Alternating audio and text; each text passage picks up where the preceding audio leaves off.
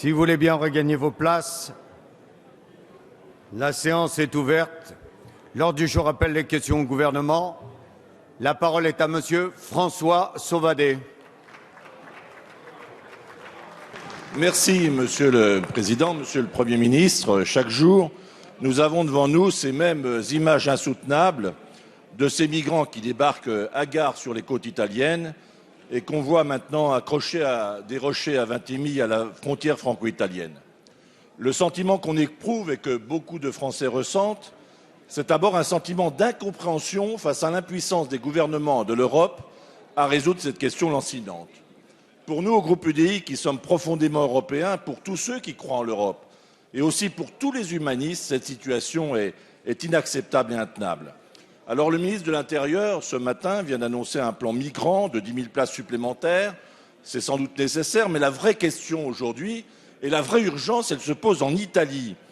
Que faisons-nous, Monsieur le Premier ministre, face à cette situation invraisemblable qui voit des migrants errer pour tenter de passer la frontière et immédiatement être reconduits ensuite?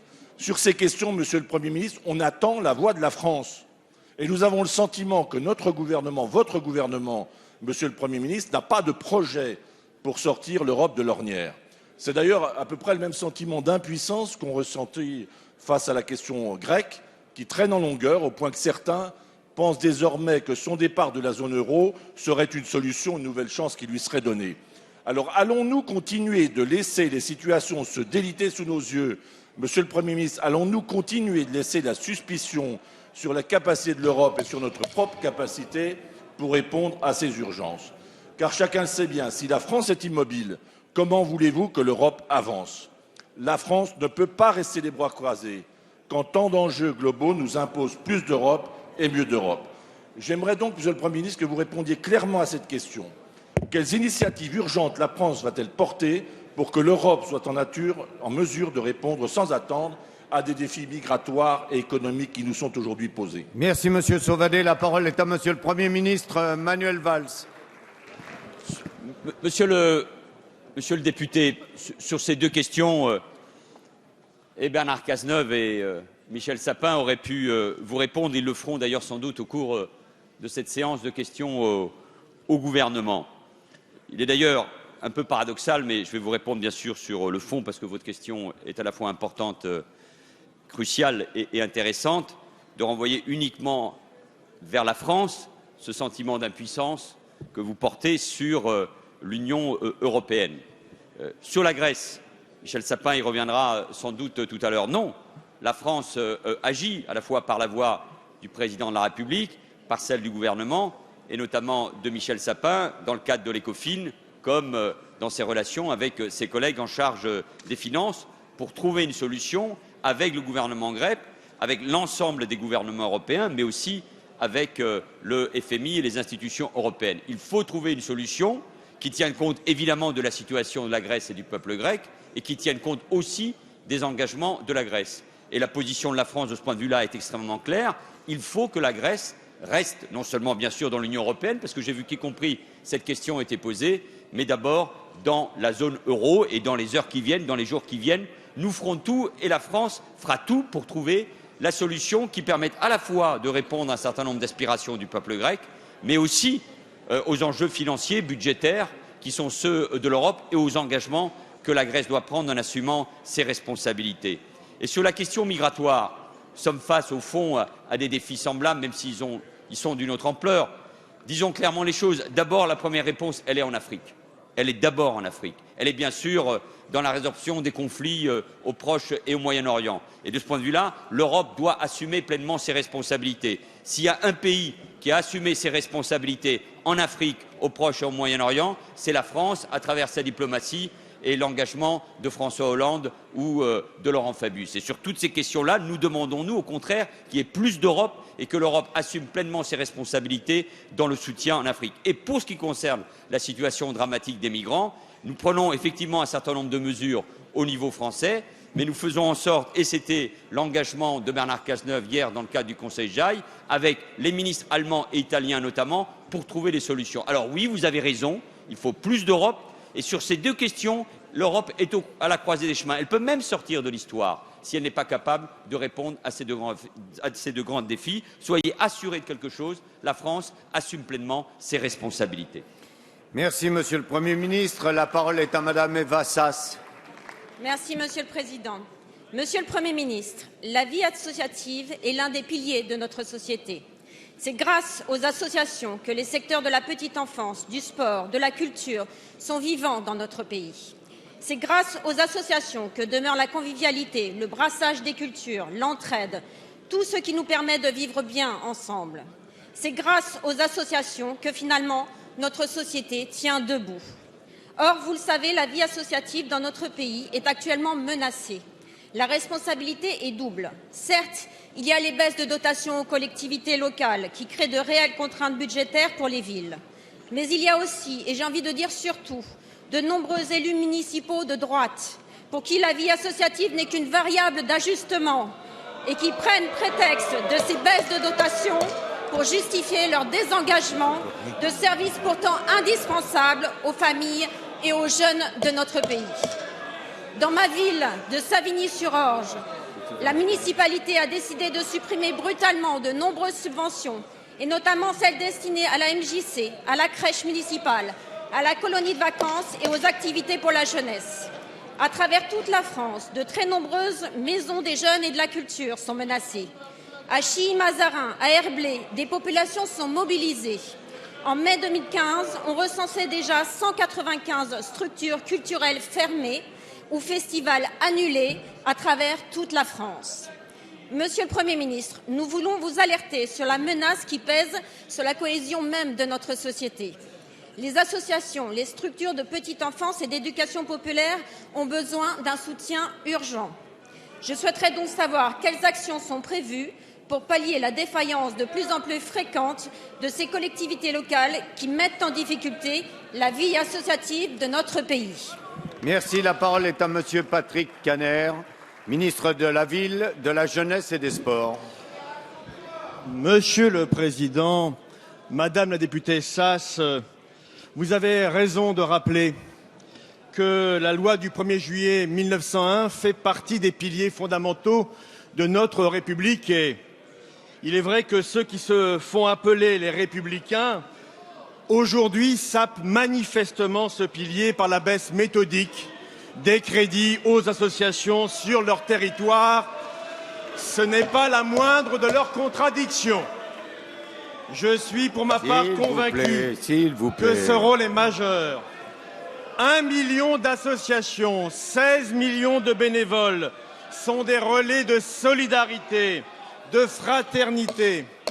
Les bénévoles inventent pour faciliter l'accès à la culture, l'accès au sport, dans les quartiers prioritaires de la ville, mais partout aussi ailleurs.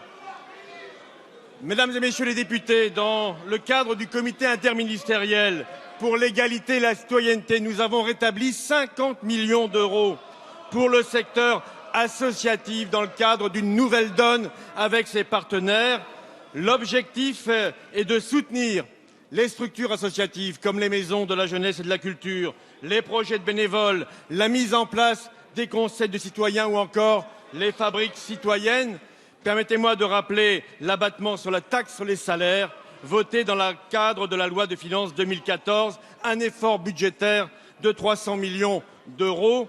Les associations sont parmi les principales bénéficiaires des 400 contrats de ville que nous signerons d'ici la fin de l'été. Mesdames et Messieurs les députés, ce travail s'inscrit dans votre travail par celui des rapports d'Yves Blin et de Françoise Dumas. C'est un marqueur fort de la politique de ce gouvernement, de la confiance que nous avons dans le mouvement associatif. Merci. La parole est à Monsieur Sylvain Berrios. Monsieur le Premier ministre, les maires sont les premiers élus au contact des Français. Ils sont sollicités chaque jour par les associations pour des crèches, pour les affaires scolaires, pour la sécurité, le logement, l'aide sociale, la propreté, l'urbanisme ou encore la voirie. Ils accompagnent les Français tout au long de leur vie, de la naissance jusqu'au décès, en passant par le mariage. Or, les maires, Monsieur le Premier ministre, sont en colère. Ils l'ont manifesté à l'instant, devant l'Assemblée nationale. Ils sont en colère parce que le gouvernement a choisi de les désigner comme des adversaires. Vous avez fait voter une loi sur le non-cumul pour que les maires quittent l'Assemblée. Vous ne réussirez pas à les faire taire pour autant. Vous n'arrivez pas à boucler le budget de l'État. Alors vous décidez de couper la dotation aux communes. Mais vous augmentez le salaire des fonctionnaires en 2017, année d'une élection. Pendant ce temps, les maires doivent réduire les manifestations, augmenter les tarifs des piscines, des cantines, renoncer à des investissements importants. Les communes se serrent la ceinture, vous leur demandez de financer une réforme des rythmes scolaires absurde et inopérante pour les enfants. Les communes sont étranglées par les emprunts toxiques, vous choisissez les banques contre les communes. Vous perdez les départementales, eh bien vous rajoutez une couche au millefeuille administratif en choisissant de découper les territoires dans le secret des cabinets dorés de Matignon. Vous voulez donner des gages à l'aile gauche du PS, vous désignez les maires comme responsables du logement social, vous livrez les maires à la vindicte populaire, vous les sanctionnez comme aux pires heures de la terreur, simplement parce qu'ils ne pensent pas comme vous. Monsieur le Premier ministre, nous les maires qui sommes encore ici quelques-uns parlementaires, sommes-nous les adversaires de ce gouvernement? Merci. La parole est à Monsieur André Valigny, secrétaire d'État chargé de la réforme territoriale. Merci, Monsieur le Président. Mesdames et Messieurs les députés, Monsieur le député Berrios, je rencontre comme vous beaucoup de maires tout au long de la semaine. Je me déplace dans tous les départements de France. J'étais encore samedi dernier au congrès des maires du Tarn. Je rencontre des maires préoccupés, c'est vrai. Je rencontre des maires soucieux de l'intérêt général de leur population, qui sont les hussards de la République et depuis longtemps.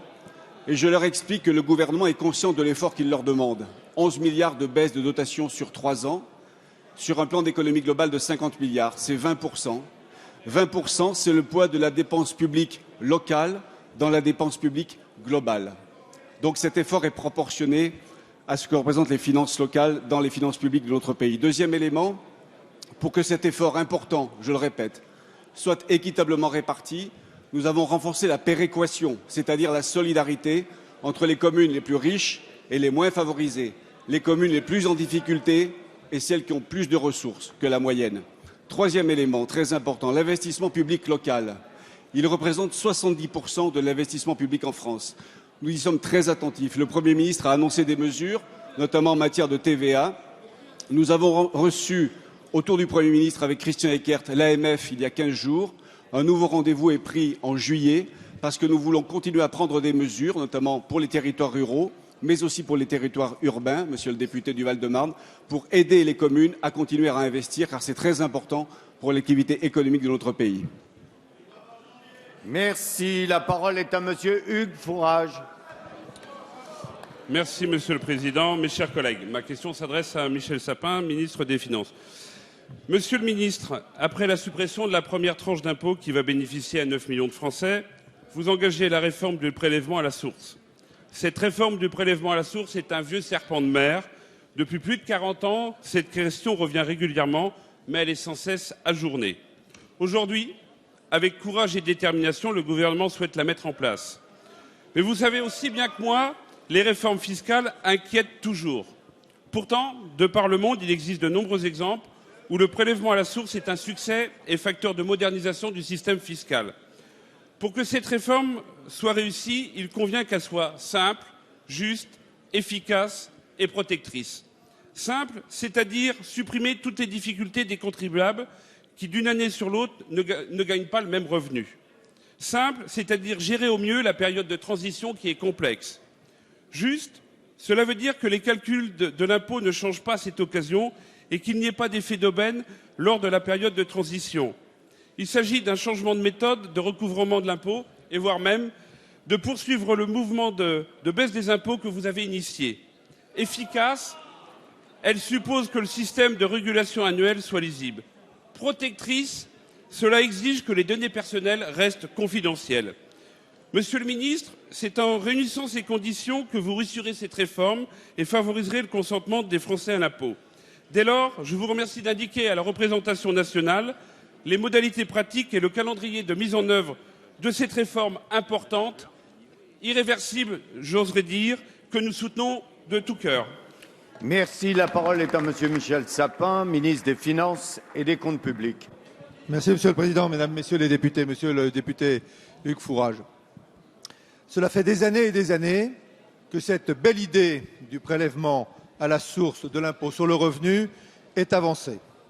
Nous vous proposons de le faire en prenant le temps de la réflexion, non pas le temps de la décision, mais le temps de la précision pour réussir cette belle et bonne réforme. Cette réforme est une réforme de simplicité, car il est évidemment plus simple de payer chaque mois l'impôt que l'on doit, plutôt que de rentrer dans des mécanismes plus compliqués de calcul et de paiement. C'est une réforme de justice, pour la raison que vous avez dite et que tout le monde ici devrait partager. Lorsque vous avez eu des revenus importants une année, mais que l'année suivante, vous êtes soit parti à la retraite, soit au chômage, et qu'à ce moment-là, vous devez payer vos impôts en fonction du revenu de l'année précédente, ça n'est pas juste. C'est au moment où vous êtes en difficulté que vous devez payer le maximum. Et c'est la raison fondamentale pour laquelle nous souhaitons mettre en œuvre cette réforme de simplicité et de justice. Elle pose des questions. Évidemment, pour être réussie, nous devons répondre à chacune des questions qui se posent. Non pas comme des obstacles qui, à la fin, obligent à dire non, nous ne la mettons pas en œuvre, mais comme des questions de simplicité, de transparence auxquelles il faut pouvoir répondre point par point. Les données qui concernent chacun et chacune des Français, du point de vue fiscal, doivent être préservées. Seule l'administration fiscale est en capacité de préserver cette confidentialité.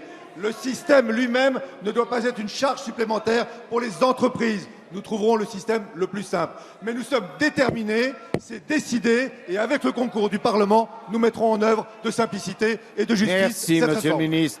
La parole est à Monsieur Lionel Lucas. Merci, Monsieur le Président.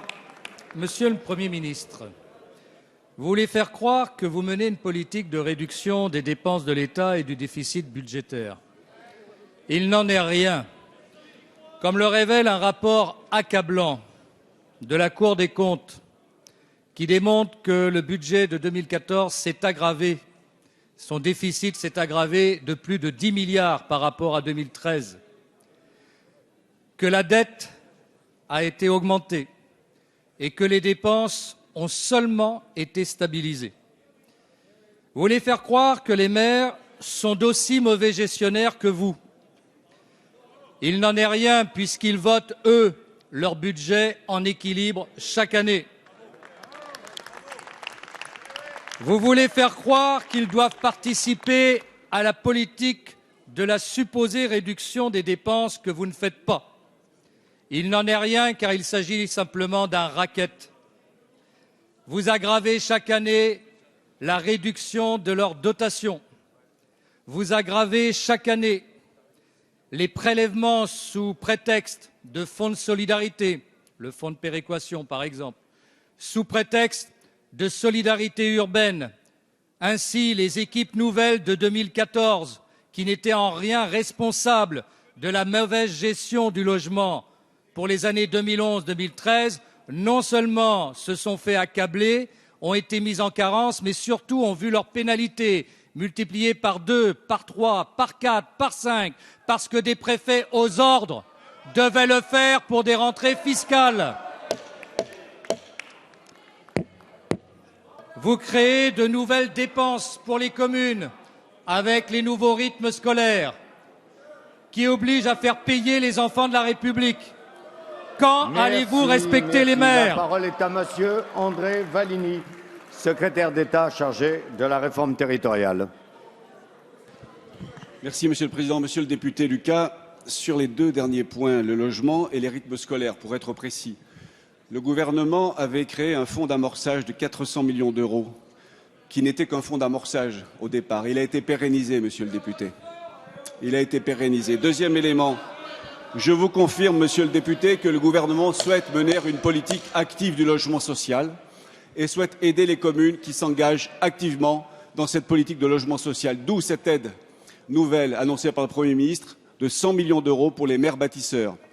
Cela se traduira par 2 000 € par logement créé dans les zones tendues. Enfin, plus généralement, Monsieur le député, je vous redis ce que je disais à Monsieur le député Berrios il y a quelques minutes.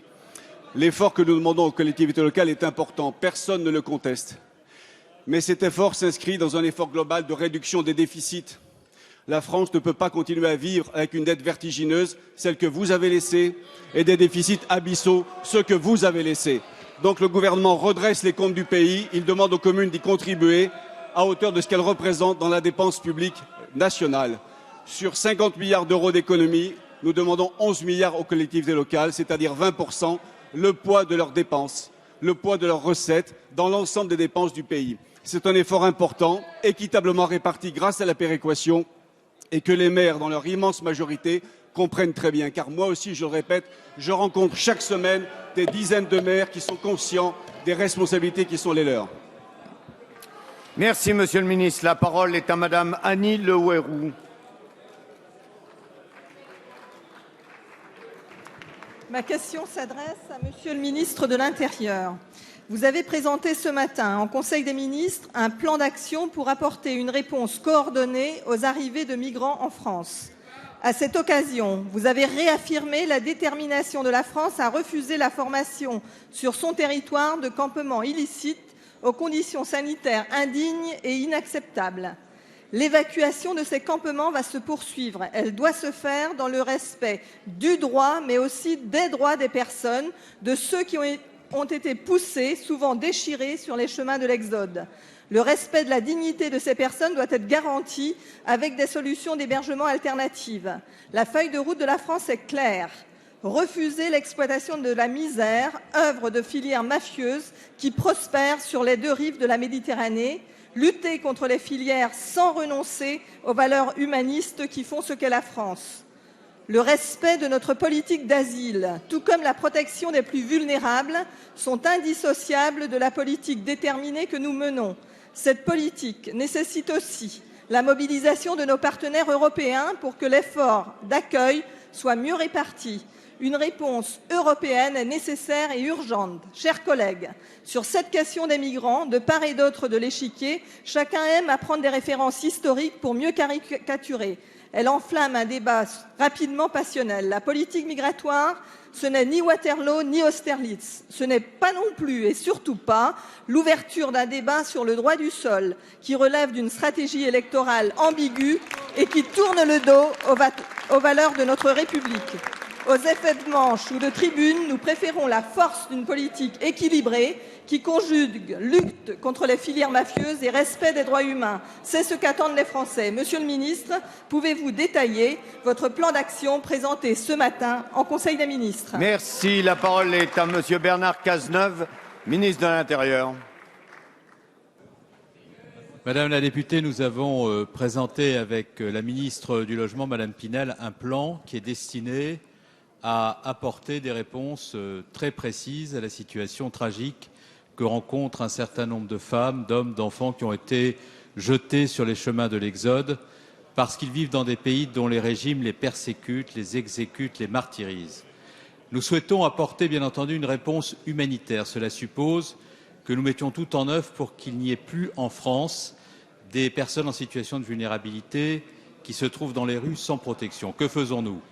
Pour les réfugiés, ceux qui ont déjà le statut de réfugiés, qui sont encore pour un certain nombre d'entre eux dans les centres d'accès pour demandeurs d'asile ou les centres d'hébergement d'urgence, nous proposons une accession au logement dans des conditions de droit commun et d'accompagnement social, notamment dans les zones non tendues. C'est 5 000 logements qui seront, ou opportunités de logement, qui seront ainsi offertes aux réfugiés qui sont en France dans des situations précaires. Ils sortiront ainsi des centres d'hébergement d'urgence et des centres d'accueil pour demandeurs d'asile, ce qui permettra de mieux accueillir ceux qui relèvent de l'asile en France et d'offrir dans les CHU un abri à ceux qui sont en situation vulnérable dans les rues. Tout cela ne tient et n'est soutenable que dès lors que nous procédons à la reconduite à la frontière de ceux qui sont en situation d'immigration économique irrégulière et que nous luttons résolument contre les réseaux de passeurs. C'est la deuxième partie du plan, moyens supplémentaires donnés à nos services pour être efficaces dans la lutte contre l'immigration irrégulière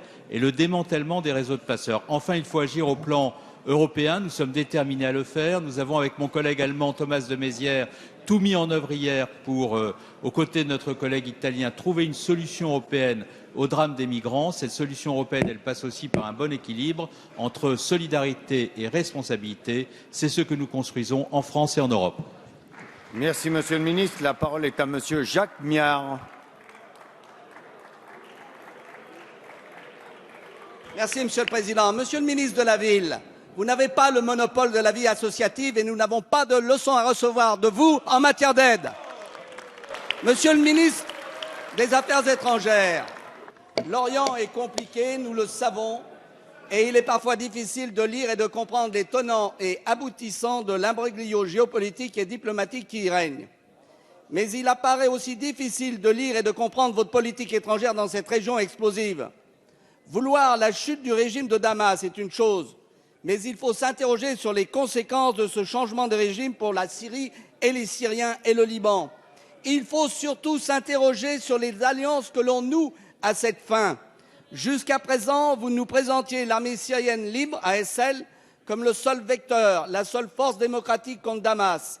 Il est vrai que l'ASL était plus représentée dans les salons des hôtels internationaux que sur le terrain.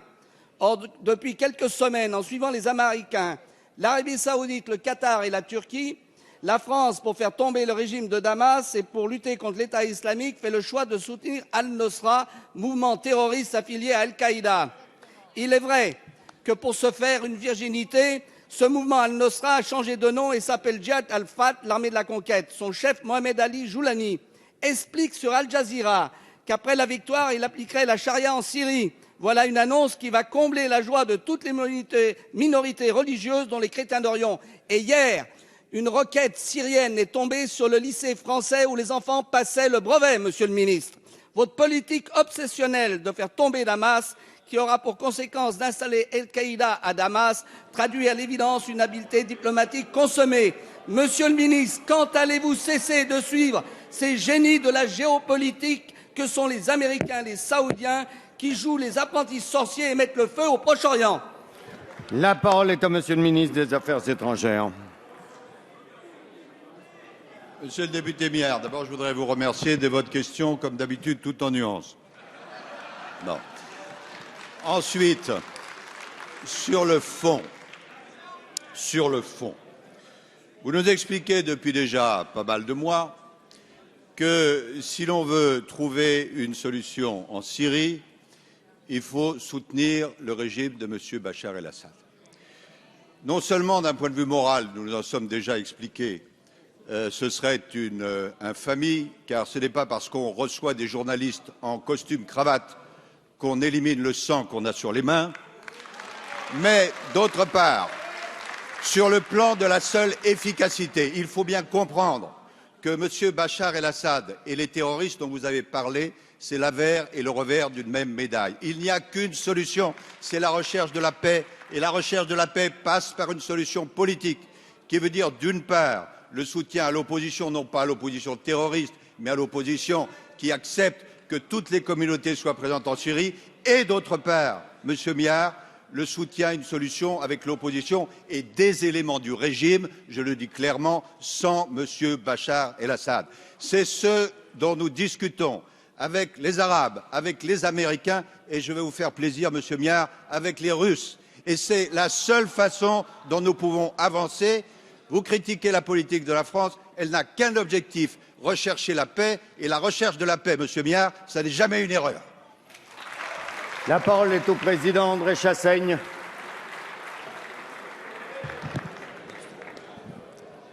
Monsieur le Premier ministre, vous avez décidé, sans surprise, de recourir à nouveau à l'article 49.3 et en plus d'échapper cette fois à toute discussion.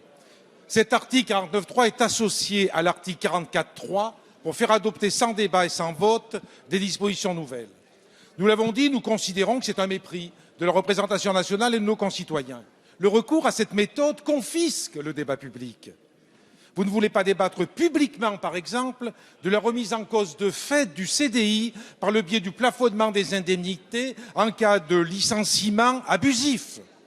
Vous ne voulez pas débattre dans cet hémicycle d'un texte qui formalise une atteinte sans précédent contre le monde du travail.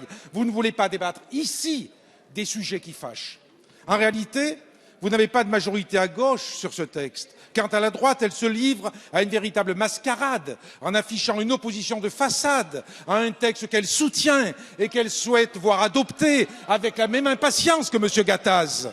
L'urgence économique n'est qu'un prétexte idéologique. Votre texte ne contribuera pas à sortir notre économie des difficultés, à créer des emplois, à favoriser l'investissement, à réduire les inégalités. La vérité, c'est que vous cédez aux injonctions de Bruxelles, les mêmes qui tentent de faire plier le peuple grec. Vous cédez à la même dérive autoritaire. 10 ans après le référendum de 2005 et la victoire du non au projet de traité constitutionnel européen, le mépris de la démocratie reste la règle. 10 ans après le rejet par le peuple français de l'Europe libérale, vous continuez de vouloir imposer à nos concitoyens son contre-modèle social. Monsieur le Premier ministre, nous prenons l'ensemble des Français, je dis bien l'ensemble des Français, à témoin de la gravité de ce qui se joue aujourd'hui pour notre pays. La parole est à Monsieur le Premier ministre Manuel Valls. Monsieur le Président, Mesdames et Messieurs les députés, Monsieur le Président Chassaigne, je crois que nous sommes tous très conscients de la gravité et en tout cas des défis pour notre pays. Et c'est pour cela que nous réformons et que nous avons engagé cette loi qui vise à soutenir la croissance et l'activité. Nous pouvons avoir des désaccords, vous les exprimez plus calmement que hier, sur le fond. Et c'est ça qui fait l'honneur du débat démocratique. Ce texte de loi présenté par Emmanuel Macron a fait l'objet de longs débats, ici même à l'Assemblée nationale, en première lecture, après des débats déjà très longs au sein de la commission spéciale, en deuxième lecture, au sein de la commission spéciale, de nouveau des débats.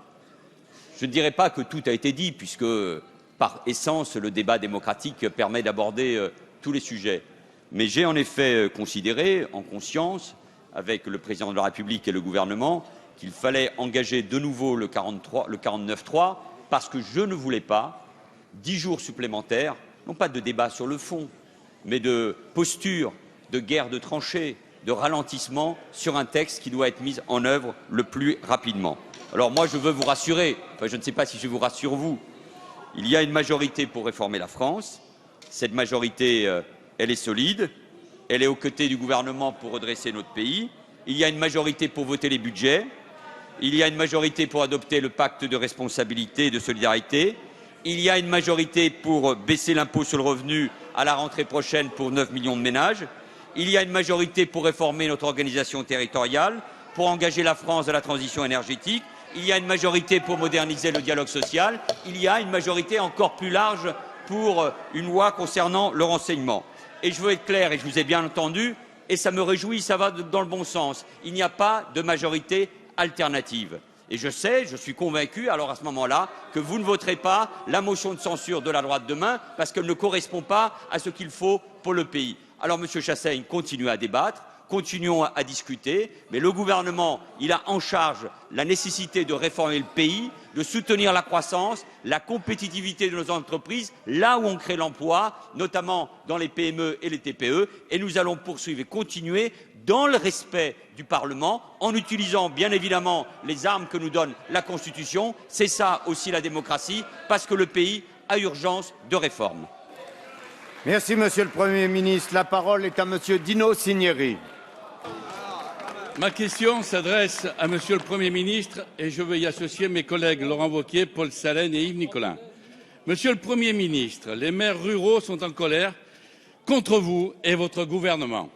Après avoir baissé drastiquement les dotations, après leur avoir imposé une réforme des rythmes scolaires aussi coûteuse qu'inutile, vous voulez maintenant anéantir le niveau de proximité préféré des Français, qu'est la commune. Pour les petites communes rurales, la DGF s'élève à 64 € par habitant et par an, ce qui est largement insuffisant. Alors qu'elle atteint 128 € dans les grandes villes. Non, non, Monsieur le Premier ministre, les habitants des communes rurales ne sont pas d'ennemis français. Alors un effort financier supplémentaire sera le bienvenu.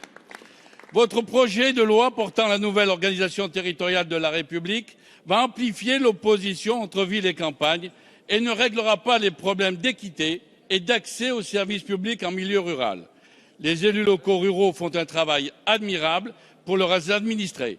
Ils sont dévoués, engagés, courageux et ne comptent pas le temps donné pour leurs villages qui sont de véritables poumons verts de la France. Et je veux ici, avec l'ensemble de mes collègues, rendre hommage à tous les maires, adjoints et conseillers municipaux des communes rurales. Monsieur le Premier ministre, vous avez empêché les maires et les conseillers municipaux des petites communes de prendre leurs propres décisions en matière de logement, d'urbanisme, de maintien des services ou encore d'accessibilité pour les personnes à mobilité réduite. Avec la loi NOTRe, les maires en sont réduits à célébrer des mariages. Alors, Monsieur le Premier ministre, écoutez enfin les maires ruraux et revenez sur cette réforme qui va dénaturer notre pays et dévaster nos territoires. La parole est à Monsieur André Valigny, secrétaire d'État chargé de la réforme territoriale. Merci, Monsieur le Président. Monsieur le député Cinieri, je vous connais bien et depuis longtemps, nous sommes de la même région Rhône-Alpes. Et vous m'aviez habitué dans nos conversations à moins d'outrance et moins de caricatures. Le gouvernement ne veut pas du tout la disparition des communes. Comme j'ai coutume de le dire aux maires ruraux que je rencontre moi aussi dans toute la France, la commune, elle est dans l'ADN de la République française. Personne ne touchera aux communes. Pour autant, nous sommes tous d'accord et sur tous les bancs pour renforcer l'intercommunalité, pour faire à plusieurs beaucoup mieux que ce qu'on peut faire tout seul. Les élus ruraux en sont les premiers convaincus. L'intercommunalité, depuis 20 ans, est montée en puissance. C'est une révolution silencieuse qui a eu lieu, qui permet de remédier à l'émiettement communal.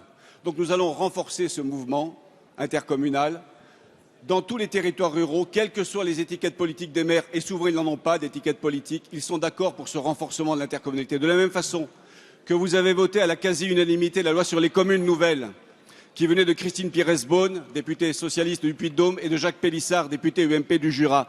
Sur ces questions, on peut trouver des accords républicains, transpartisans, en oubliant les caricatures et les outrances. Enfin, un dernier mot, monsieur le député. Les territoires ruraux font l'objet d'une attention particulière du gouvernement. La dotation d'équipement des territoires ruraux, la DETR, a été renforcée de 200 millions d'euros cette année. Plus de 100 millions d'euros. Nous sommes passés de 600 à 800 millions d'euros. Si ça, ce n'est pas le signe de l'intérêt que porte le gouvernement aux territoires ruraux, qu'est-ce que c'est? Enfin, un dernier mot, monsieur le député. Vous critiquez la baisse des dotations qui s'inscrit dans un plan d'économie globale de 50 milliards d'euros. 50 milliards d'euros d'économie sur les finances publiques. La formation politique à laquelle vous appartenez, l'UMP hier, les Républicains aujourd'hui, proposait 150 milliards d'euros d'économies. Vous les prenez où et vous demandez combien aux collectivités locales? Vous ne le dites jamais, ça. Jamais. Merci, monsieur. La parole est à monsieur Alain Rodet. Monsieur le Président, ma question s'adresse à monsieur le ministre des Finances et des Comptes publics. Nous le savons, la situation de la Grèce est extrêmement préoccupante. Préoccupante sur le plan social, sur le plan politique et sur le plan financier. Depuis plusieurs semaines, les autorités grecques peinent à trouver un accord avec la Commission européenne et avec les autres États membres de la zone euro. La situation pourtant presse. Il faut rapidement trouver une issue. Notre objectif, celui de la France, du chef de l'État, du gouvernement, est que la Grèce puisse s'en sortir. Pour cela, elle doit avoir les moyens de faire face à ses dépenses et à ses obligations. Les objectifs d'efforts budgétaires demandés à la Grèce ont été considérablement réduits. Les délais sont désormais très courts. Il convient donc de reprendre rapidement la négociation. Demain jeudi, l'Eurogroupe se réunit pour mettre au point le compromis de la dernière chance. Trop demander à la Grèce, c'est bien sûr étouffer son peuple et tuer son économie. Ne rien lui demander, c'est affaiblir considérablement la zone euro tout entière. Il faut donc s'employer à ce que la Grèce puisse rester dans la zone euro par l'adoption d'un compromis équilibré. Monsieur le ministre, nous savons les efforts que la France a déjà consentis pour aboutir à une solution équitable et responsable. À la veille de la réunion de l'Eurogroupe, pouvez-vous, monsieur le ministre, nous rappeler la position du gouvernement dans ce contexte de crise qui concerne bien sûr au premier chef la Grèce, mais qui peut impacter aussi très fortement la France et l'Europe? Merci, Monsieur Rodet. La parole est à Monsieur Michel Sapin, ministre des Finances et des Comptes publics. Oui, merci, Monsieur le Président, Mesdames, Messieurs les députés. Monsieur le député Alain Rodet, comme vous le dites vous-même, la situation de la Grèce est préoccupante. Il n'y a qu'une seule solution. Une seule solution, c'est de réussir les discussions, les négociations entre la Grèce et ses partenaires, que sont les autres pays de la zone euro et de l'Union européenne, que sont la Commission européenne, que sont la Banque centrale européenne, que sont également le Fonds monétaire international. Il n'y a pas d'autre solution. Sinon, c'est extrêmement grave, d'abord et avant toute chose pour la Grèce, qui a déjà souffert pendant 5 ans, un peuple qui a été obligé de donner beaucoup en termes d'efforts pour faire en sorte que les erreurs du passé soient en partie réparées. Il y a encore des efforts à faire, il y a des responsabilités à prendre. Il appartient au gouvernement grec de faire des propositions en toute liberté, en toute souveraineté, pour permettre de montrer que la Grèce est prête encore à faire des efforts supplémentaires, moins élevés que ceux qui étaient demandés auparavant, parce que le gouvernement a changé, parce que la situation rend nécessaire une reprise de la croissance, de l'activité et de l'emploi en Grèce aussi. Chacun doit prendre ses responsabilités. Nous aussi, du côté de ceux qui discutons avec le gouvernement grec, nous devons prendre nos responsabilités. Aucun d'entre nous, aucun pays, aucune institution ne peut se résoudre à un échec qui serait, je l'ai dit, gravissime pour la Grèce, mais qui serait aussi extrêmement grave pour le projet européen et pour la confiance que progressivement nous devons retrouver dans notre économie européenne. Tous, nous avons besoin de croissance. Tous, nous avons besoin d'emplois supplémentaires. La Grèce, comme les autres pays d'Europe, nous avons un destin commun, nous avons une vocation commune, nous avons un intérêt commun qui est celui de trouver un accord. La France est là pour permettre que les voies de cet accord soient trouvées. Le président de la République est là pour cela et demain, en tant que ministre des Finances, je serai avec mes collègues là pour trouver la aussi parole une voie est à d'un Monsieur accord. Paul Giacobbi.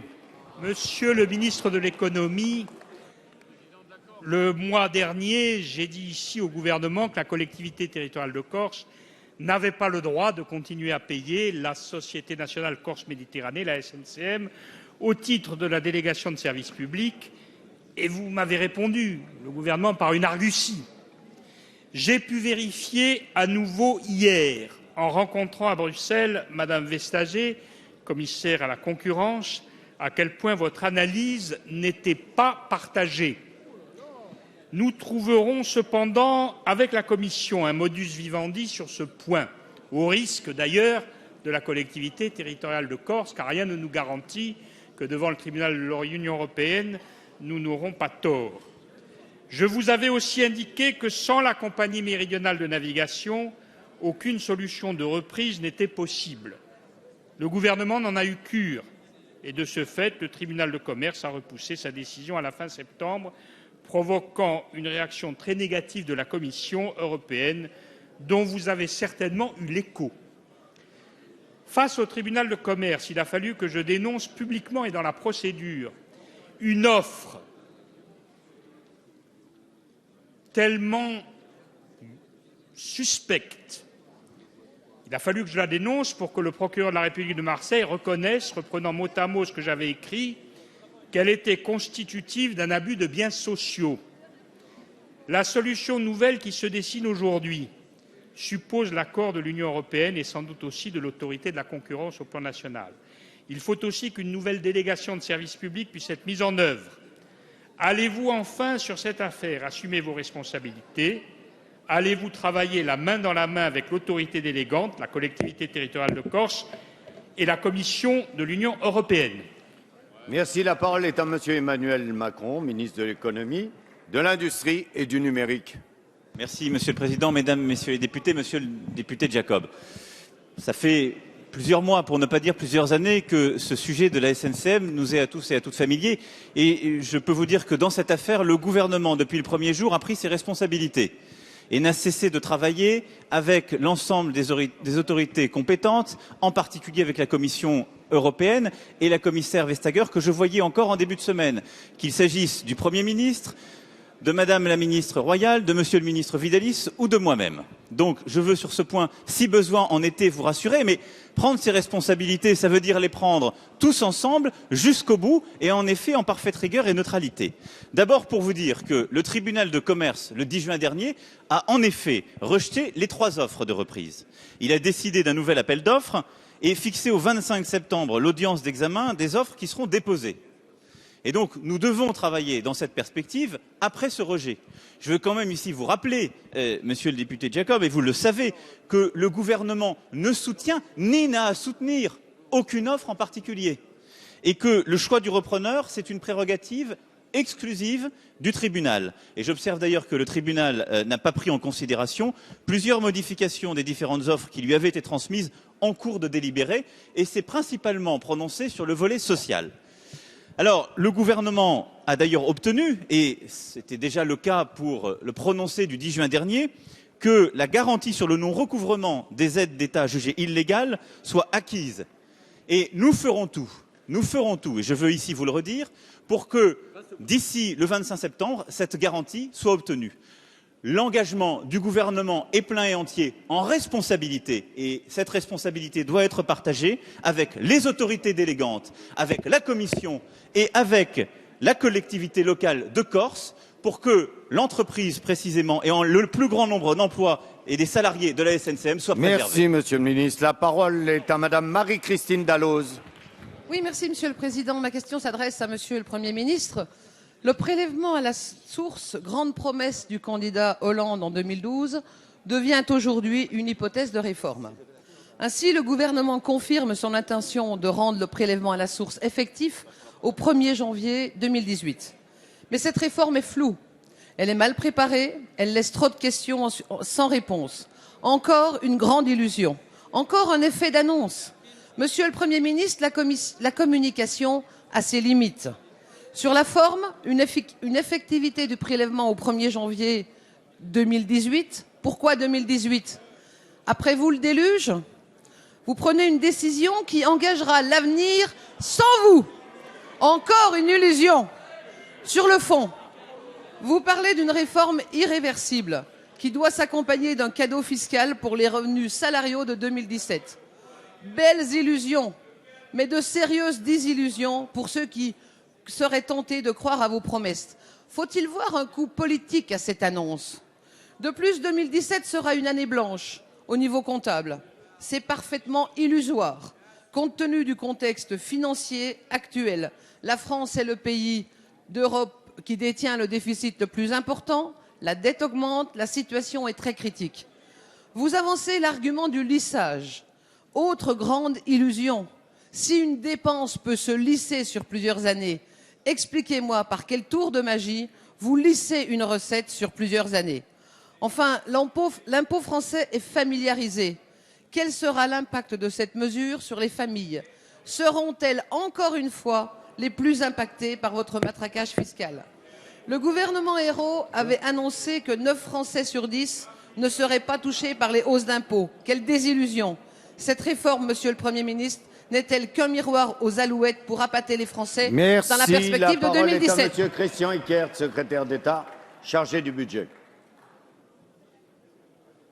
Merci, Monsieur le Président, Mesdames, Messieurs les députés, Madame la députée Marie-Christine Dalloz. Je voudrais tout d'abord vous préciser un certain nombre de points pour vous rassurer. Premièrement, c'est que les grands principes de l'impôt sur le revenu ne seront pas changés. Il restera familialisé, le quotient familial subsistera, la notion de foyer fiscal comme sa progressivité seront maintenues. L'objectif est de rapprocher le moment où l'on paye l'impôt sur le revenu du moment où l'on perçoit le revenu. Pourquoi ? Parce que certains qui voient leurs revenus baisser sont encore soumis à l'impôt de l'année précédente et se voient dans des difficultés. Alors concrètement, Madame la députée, que va-t-il se passer ? En 2017, l'impôt sur le revenu sera payé, calculé sur la base des revenus perçus en 2016, comme d'habitude. En 2018, l'impôt sur le revenu qui sera payé sur la base des revenus de l'année 2018. Donc, concrètement, Qu'est-ce que ça veut dire? Les contribuables seront soumis tous les ans à une annuité d'impôt sur le revenu, pas d'année double. Quant au budget de l'État, il sera alimenté tous les ans par le produit de cet impôt annuel sur les revenus. Il subsiste des difficultés, je veux bien le reconnaître, mais c'est à ce travail que le gouvernement vous invite, avec les parlementaires, avec l'ensemble des acteurs sensibles à ces questions.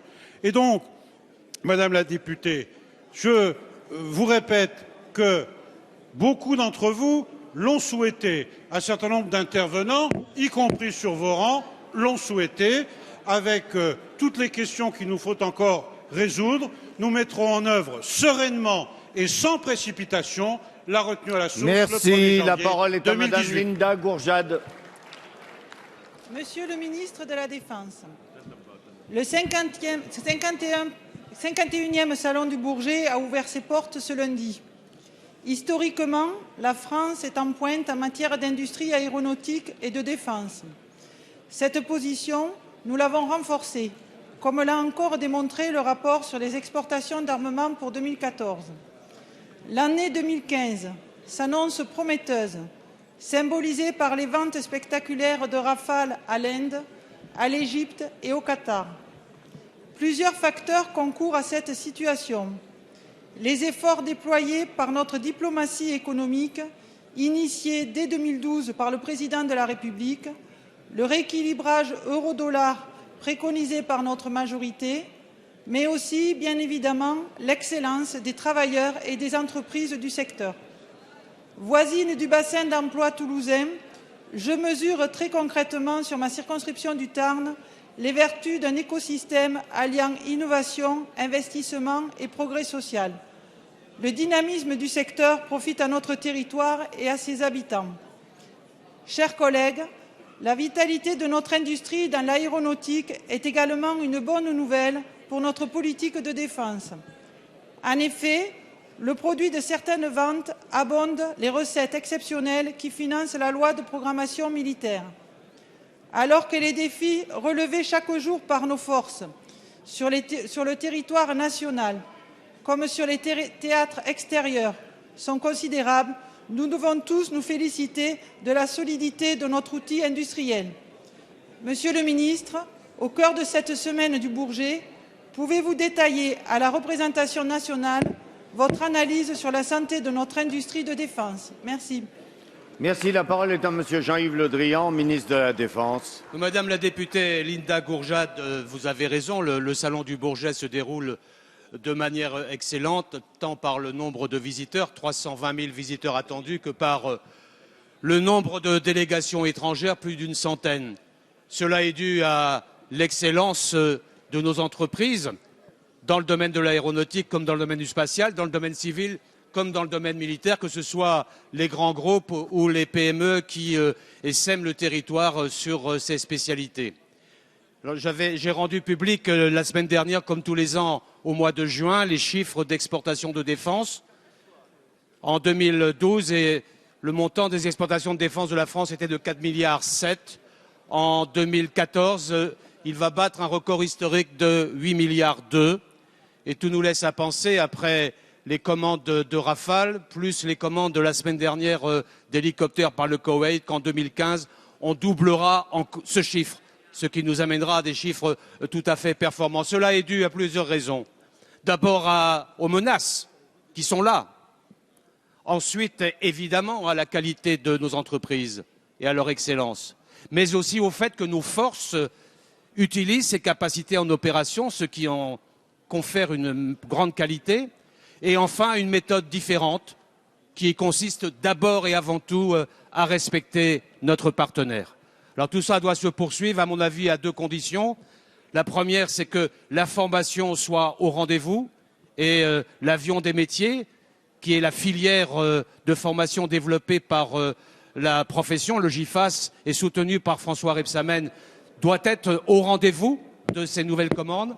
Et enfin, l'innovation, Parce que si l'on veut que nos industries de défense soient en rendez-vous d'après-demain, il faut préserver les crédits affectés à l'innovation et à la recherche dès aujourd'hui. C'est ce que nous faisons. Merci, Monsieur le Ministre. La parole est à Monsieur Gilles Lurton. Merci, Monsieur le Président. Ma question s'adresse à Monsieur le Ministre de l'Économie. Un sujet du bac de philosophie ce matin avait pour thème « La politique échappe-t-elle à toute exigence de vérité ?» Monsieur le Ministre, votre politique n'échappe pas à la réalité de notre pays. Le chômage augmente inexorablement. 1 million de chômeurs en plus depuis 3 ans. Vos réformes n'ont fait qu'aggraver la situation. Complexification à outrance du Code du travail, pénibilité, frein sans précédent à la construction de logements et aux initiatives économiques. Quelques heures à peine après le passage en force de la loi Macron, nous nous réveillons ce matin avec l'annonce d'une nouvelle réforme du Code du travail. Le travail, c'est moi. Lui, il s'occupe d'économie, répliquait immédiatement François Rebsamen, assurant main sur le cœur qu'on ne réécrirait pas le Code du travail. Quelle belle cohérence gouvernementale! Alors, Monsieur le Ministre, votre réforme en profondeur du marché du travail, est-ce la loi Macron dont nous ne voyons toujours pas en quoi elle relancera la croissance, l'activité et l'emploi dans nos entreprises? Vous n'avez plus de majorité. L'article 49.3 nous privera de discussion sur de nombreux articles concoctés à la va-vite entre 2 suspensions de séance la semaine dernière et malgré les remarques pertinentes de nos collègues sénateurs.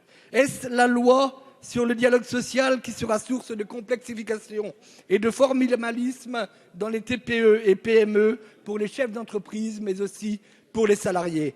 Est-ce la création de 100 000 emplois aidés supplémentaires?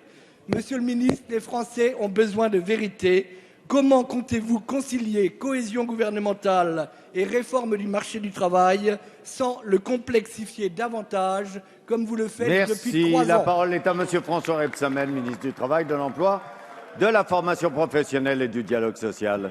Merci Monsieur le Président, Mesdames, Messieurs les députés. Monsieur le député Gilles Lurton, on dirait qu'il y a dans vos rangs comme une envie ces temps-ci de supprimer avec une baguette magique le Code du travail. Mais beaucoup en parlent, mais finalement peu l'ont lu et peu le connaissent. Ce code du travail, c'est le produit d'une longue histoire. C'est le produit de l'histoire du monde du travail. C'est le produit de l'histoire des combats ouvriers pour assurer leur santé, pour garantir les droits sociaux dans l'entreprise. Depuis l'interdiction du travail de nuit des enfants jusqu'à l'égalité professionnelle femmes-hommes aujourd'hui, en passant par les congés payés, c'est ça l'histoire du Code du travail. Et ça, vous ne pouvez pas le faire disparaître d'un trait de plume.